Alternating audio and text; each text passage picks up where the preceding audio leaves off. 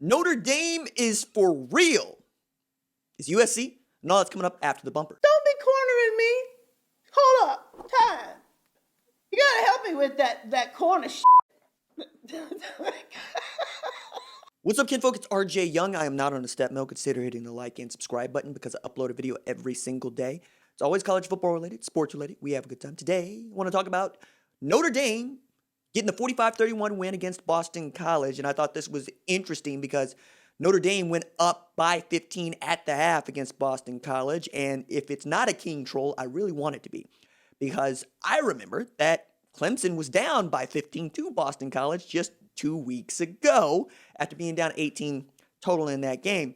Dabo Swinney talked about how it was just a tremendous team win at the time, coming back from 15 down without your starting quarterback, without three starters on your defense. And Notre Dame said, not only will we put the ball on the ground and turn it over, we'll still win 45-31. Though if you took them at 13.5, yikes, the Vegas hook got you on that one. But here's the thing. Ian Book is actually blossoming before our eyes. And that's one of the things that I was really interested to see about his game this year, because up until he beat Clemson last week, I was saying he's Yankee Jake Fromm, right? He's on a very good football team where they're doing everything you think they should do, except win conference championships because they're an independent, but also win college football playoff semifinal games because they got housed the last time they played against one Clemson.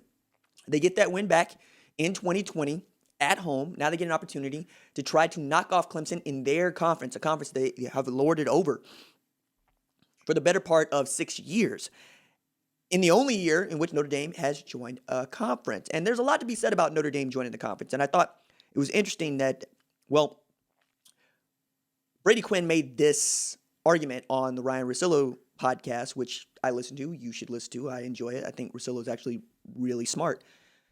But Quinn said, look, there's a reason as to why Notre Dame continues to play its independent schedule and probably leaves money on the table because that NBC deal doesn't actually pay as much as it used to, all things considered, with the new conference deals that are being done.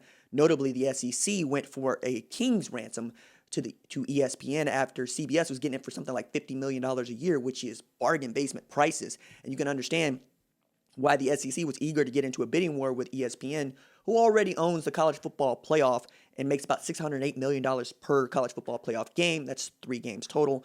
In addition to the tier rights that they have with the ACC, that they really do value the Big 10, the Big 12, and the Pac-12, among others, right? Like right now, SMU and Tulsa are playing on ESPN2, and yet we're talking about what it might look like if they were able to put, Michigan and Wisconsin on ABC, because they can't, right? CBS has lived off that 2:30 window. But my point with Notre Dame, and the point that Quinn was making, is by playing USC and playing in the state of New York, let's say Syracuse, right?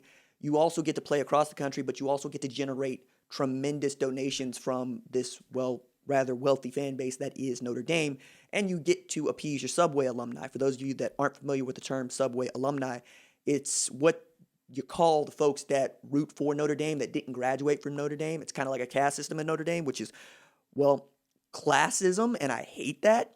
But I know Notre Dame fans that don't care that they didn't go to school there. They watched Rudy that one day, and they decided they were going to be Notre Dame fans. Or they watched Rocket Ismail actually go torch people, or Tim Brown, or wherever it might be. I'm not trying to put down Subway alumni. If anything, I'm trying to raise them up. But I'm also want to let you know that there's rhyme to reason here, which is to say you play this national television schedule, you're going to be on and you're going to play in all these different locations. You have an opportunity to make even more money on top of that NBC deal by generating those donations. And you get to say, you're Notre Dame, you're cut above. You play this barnstorming schedule that makes you a little bit better than most. And in playing that schedule, you almost never lose the strength of schedule argument, which is another reason why they make the college football playoff in 2018, even though that USC team that went 5-7 should have handed them their head and kept them out of that playoff. They didn't. They're there. They're stronger now.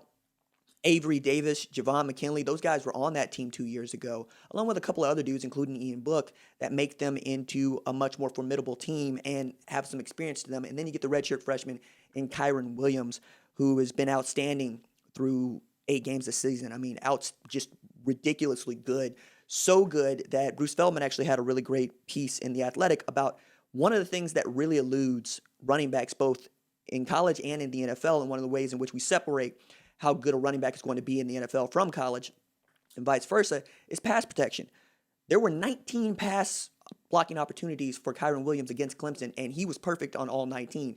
You might not get 19 pass blocking opportunities as a running back over 3 games. And for Kyren Williams to pick up every single blocker is not a small feat, especially when you take into account how much of the offense he's also responsible for in generating them toward becoming the strong running team that they have been. And lately here, we've been able to see Ian Book actually take over the games. He's best rolling out, man. Treat him like a true dual threat quarterback. Put him out on the bootleg.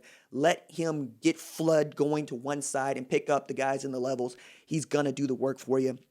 And another point that has been made, but I think needs to be made here on the show, is Ian Book has not had the same set of receivers to throw to for 3 years, right? Cole Kmet got drafted last year, right? They're breaking in another guy in Mike Meyer. They have to turn Ben Skronik into their go-to dude, right? They're having to turn Javon McKinley into a wide receiver after he comes up there as what we thought was going to be a running back. Kyren Williams, and then you're talking about Chris Tyree, and on it goes. I'm amazed at what Clark Lee has been able to do with that defense. I know that Kyle Hamilton is all world and everybody expects him to be a first-round draft pick. Matter of fact, Derek Stingley Jr. 1, Kyle Hamilton 2, and you might actually reverse the order based on how the year has gone for those two. But, Derek Stingley Jr. was the best defender as a true freshman on a national championship football team. Kyle Hamilton won't be able to say that, though Kyle Hamilton is really good, and I don't want to take away from that.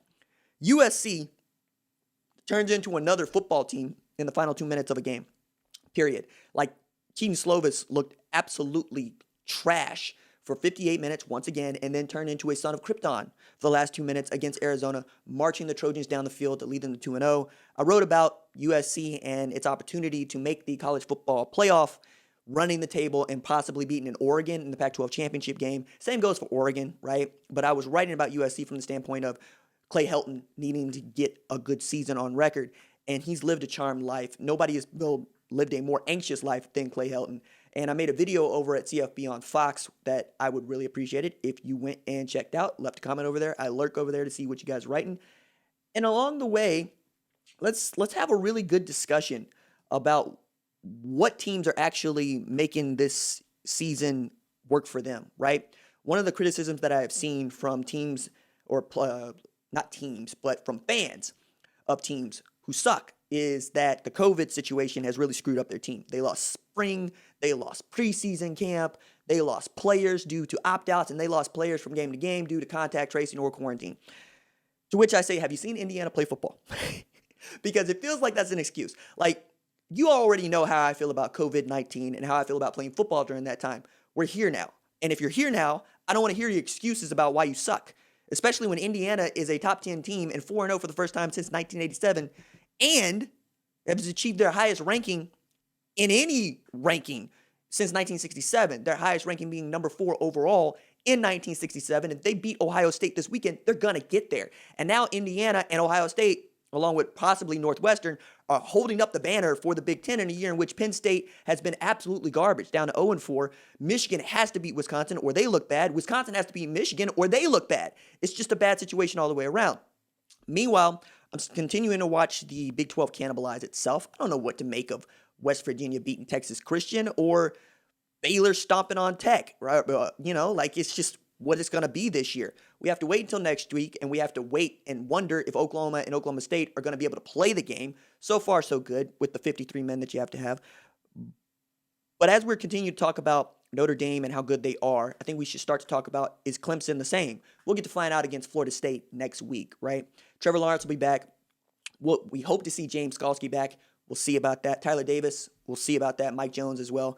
But Brent Venables is going to have an opportunity to work this thing out. You also get to know that Notre Dame, for once, feels like they deserve to be in this playoff situation with an Alabama, with an Ohio State. And then we'll talk about what the third team might be, whether it's Clemson or perhaps the undefeated Pac-12 champ.